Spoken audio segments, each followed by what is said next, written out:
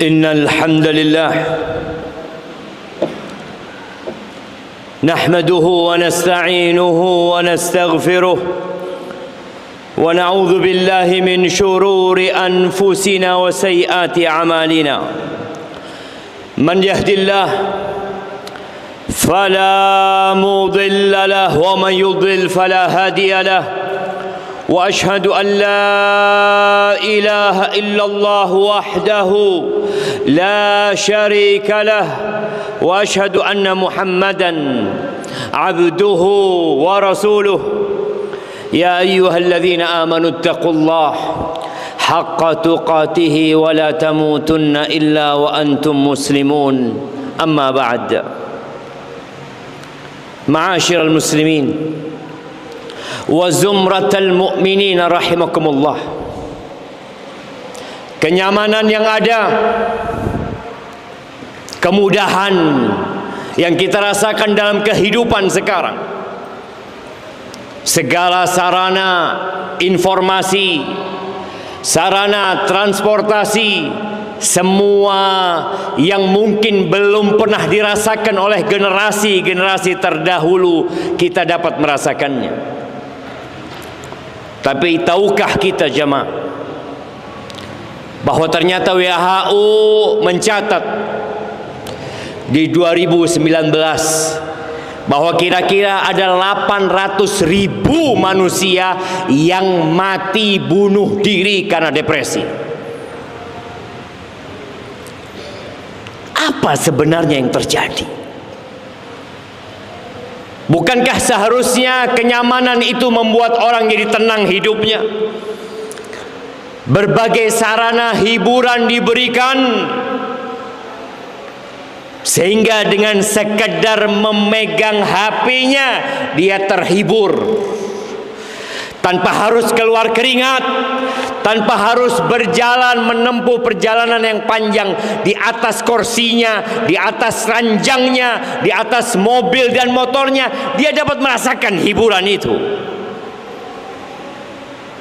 Tapi ternyata mereka tidak terhibur, stres,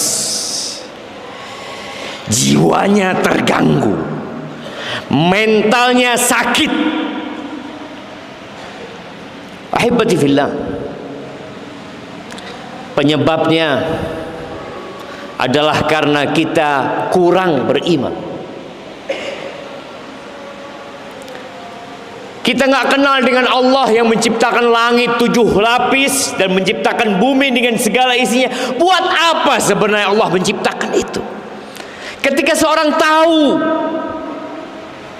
dengan penciptanya dan tahu tentang keberadaannya, dan dia tahu bahwa badai pasti berlalu lalang, bahwa cobaan demi cobaan harus dia lewatin, berbagai masalah ekonomi, sosial, politik dan apa saja,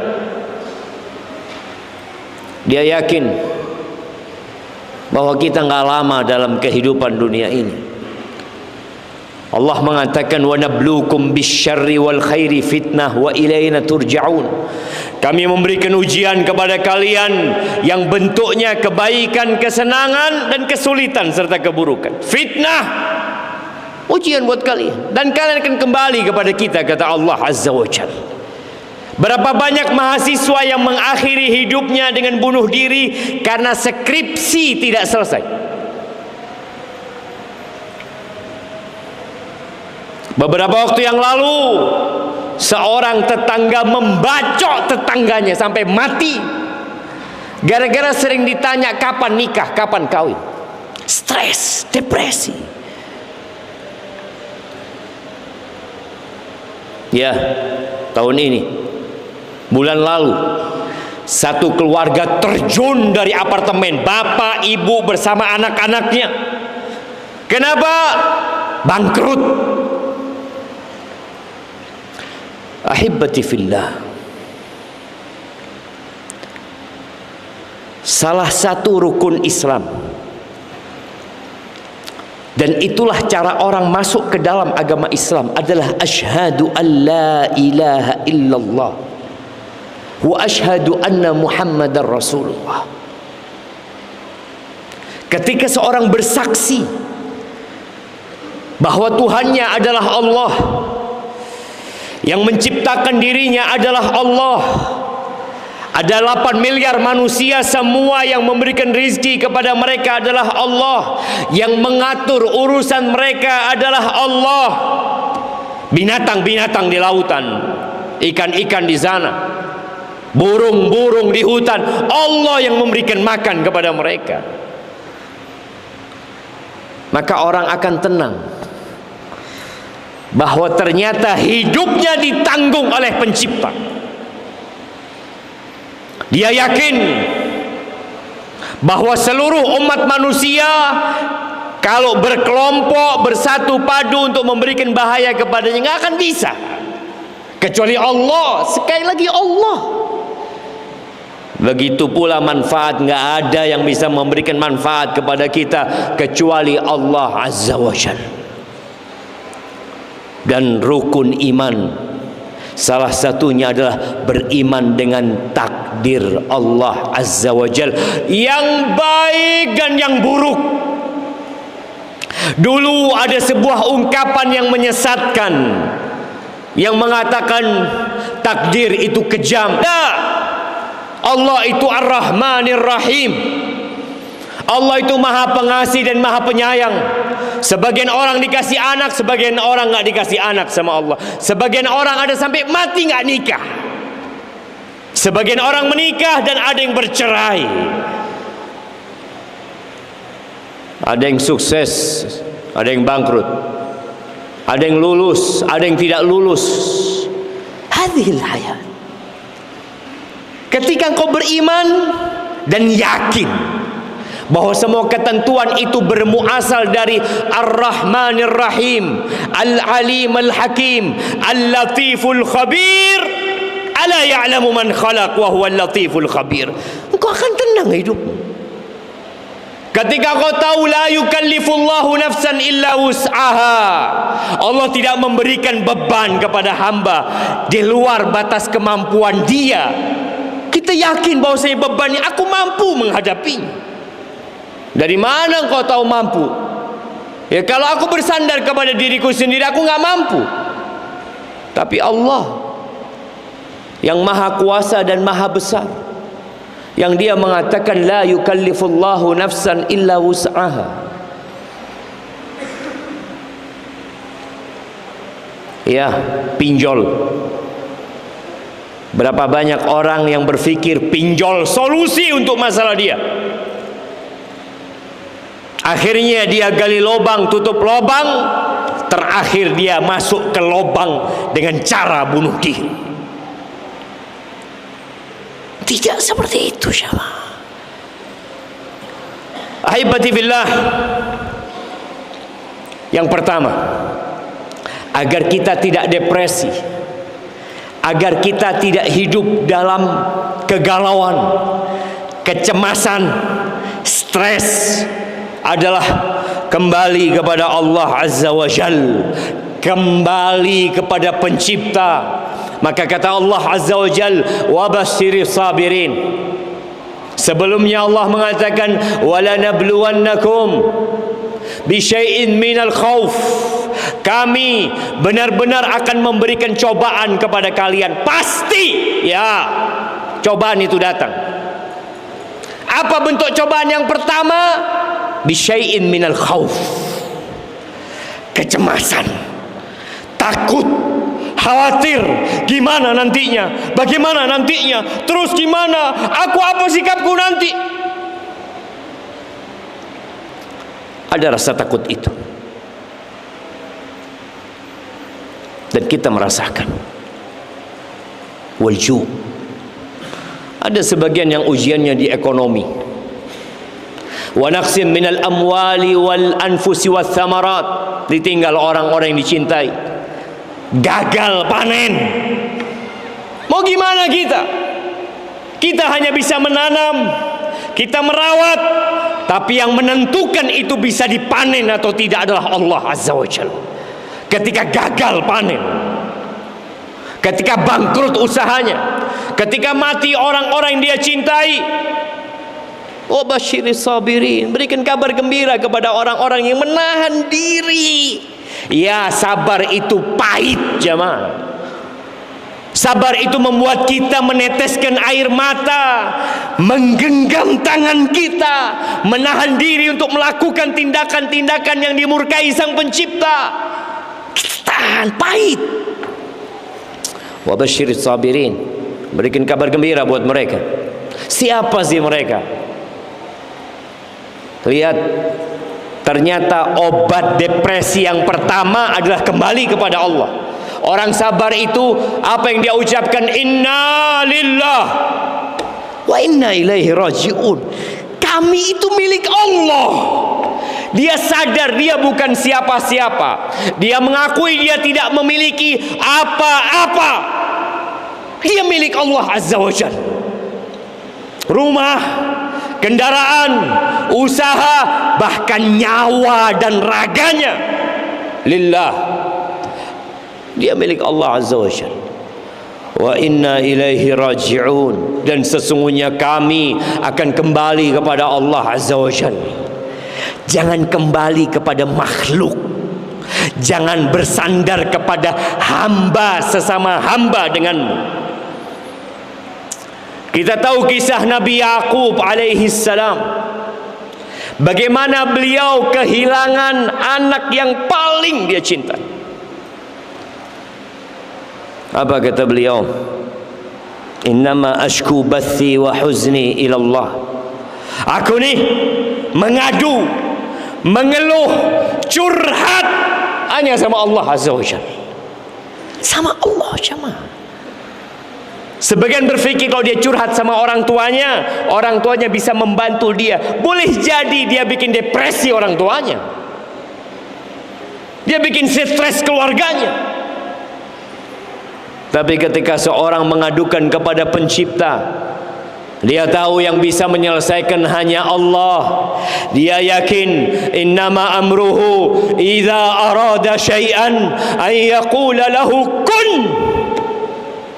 Allah tuh kalau ingin sesuatu jemaah, Allah tinggal ngomong kun, jadi jemaah. Terus kenapa kita nggak kembali kepada Allah? Kita masih meraba sana, meraba sini, bergantung ke sana, bergantung ke sini, bersandar di sana, bersandar di sini. Kapan kau bersandar sama Allah? Kapan kau bergantung kepada Allah? Kapan kau melupakan semuanya dan hanya yakin sama Allah Azza wa Jalla? Nabi Yaqub, innama ashku bathi wa huzni ila Allah wa a'lamu min Allahi ma la ta'lamun. Apa balasan beliau? Engkau tahu, harus menunggu. Sampai buta beliau menunggu. Tapi Allah selesaikan urusannya. Dan tenang seorang hamba itu ketika mengadukan kepada Allah Azza wa Jalla. Yang kedua, solat. Solat itu tempat mengadu. Coba lihat berapa rakaat engkau solat dalam sehari, dan berapa cepat engkau solat, dan berapa lama kau sibuk dengan handphonemu yang kau berpikir itu menghiburmu, menghilangkan depresi dan stresmu. Engkau sholat cepat-cepat. Di situ tempat hiburan buat kita. Apa kata Nabi alaihi salatu wasallam? Wa ju'ilat qurratu aini fi shalah. Dan dijadikan penyejuk pandanganku di sholat itu. Apa yang dilakukan Nabi alaihi salatu wasallam kalau punya masalah? Kana idza hazabahu amrun fazi'a ila shalah. Beliau kalau dirudung permasalahan, banyak masalah beliau, menghadapi keluarga, menghadapi para sahabatnya, menghadapi musuh-musuhnya. Secara ekonomi sulit, ya. Seringkali beliau berpuasa karena nggak ada yang bisa dimakan. Kalau ada masalah, kemana larinya? Sholat. Antum ketika sujud, seakan-akan antum berbisik kepada bumi. Allah yang berada di atas arsy mendengar antum jemaah. Dan Allah janji akan diselesaikan urusan kita. Ya. Yang ketiga, zikrullah. Salat butuh effort lebih. Kita harus berwudu, kita harus memakai yang menutup aurat, kita harus menghadap kiblat. Ada yang harus dia kerjakan. Kadang-kadang kita capek, lelah, maka zikrullah. Sudah, antum di tempat antum baca. Apa yang bisa antum baca? Baca subhanallah, baca alhamdulillah, baca Allahu akbar. Baca zikirnya Nabi Yunus, la ilaha illa anta subhanaka inni kuntu minadh zalimin. Terus baca. Apa kata Allah? Ala bi dzikrillah tatmainnul qulub.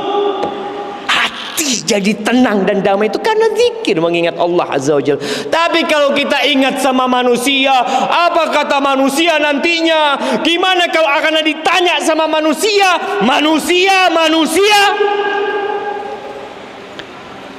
yang kita seharusnya berlindung dari godaan manusia, malah kita takut dengan mereka. Seharusnya engkau mengingat Allah dan bukan mengingat manusia. Aqulu qawli hadha wa astaghfirullah li wa lakum wa li sairil mu'minin wal mu'minat fastaghfiruh innahu huwal ghafurur rahim.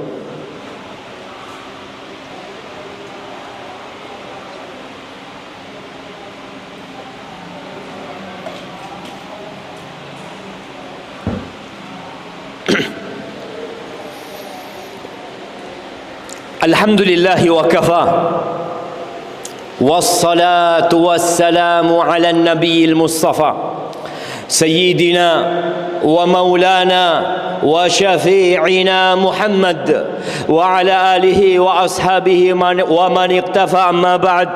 Ibadallah, setelah kita bersandar kepada Allah, kemudian salat, ruku dan sujud untuk Allah, dan lisan kita terus mengingat Allah Azza wa Jal. Yang keempat adalah membaca Al-Quranul Karim dengan maknanya. Afala yatadabbarun Al-Quran am ala qulubin aqfaluha. Itu orang-orang kenapa enggak mentadabburi Al-Quran? Apakah sudah dikunci? Ada gembok di hati mereka, ada grendel di hati mereka. Ahibati fillah, Quran itu syifa.